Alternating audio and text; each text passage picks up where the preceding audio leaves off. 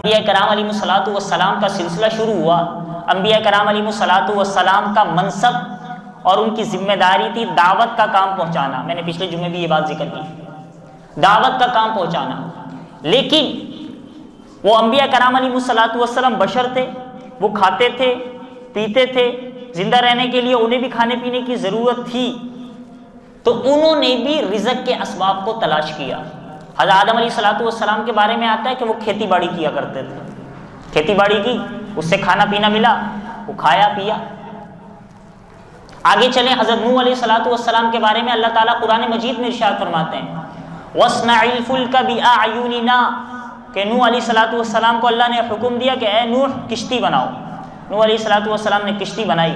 علماء فرماتے ہیں، مفسرین فرماتے ہیں کہ نوح علیہ الصلوۃ والسلام کو کشتی بنانے آتی تھی، اللہ نے سکھا دیا تھا انہیں کشتی بنانا۔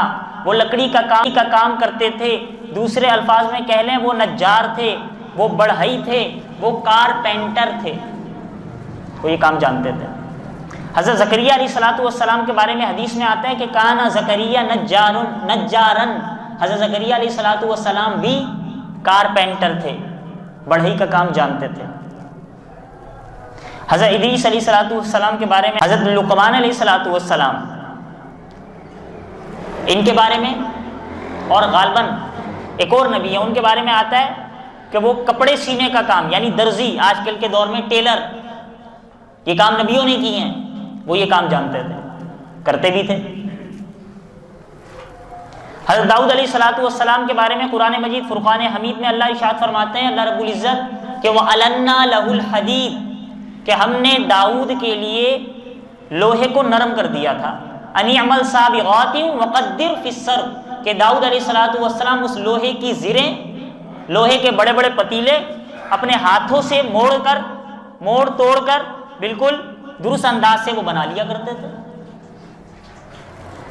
ایسا نرم تھا لوہا ان کے ہاتھ میں، جیسا ہمارے ہاتھ میں بولیں کپڑا نرم یا موم نرم، اور آج کل کی زبان میں لوہار تھے، اگر یہ بولیں تو غلط نہیں ہوگا۔ تو انبیاء کرام علیہ الصلوۃ والسلام نے یہ کام کیا۔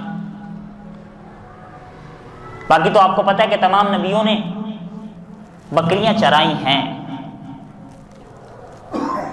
تو انبیاء کرام علیہ الصلوۃ والسلام نے معیشت کے لیے، رزق کے اسباب کو تلاش کرنے کے لیے اسباب کا بھی سہارا لیا ہے اور معیشت کو اختیار کیا ہے۔ ہمارے پیارے نبی صلی اللہ تعالیٰ علیہ وآلہ وسلم نے بھی معیشت کو اختیار کیا ہے۔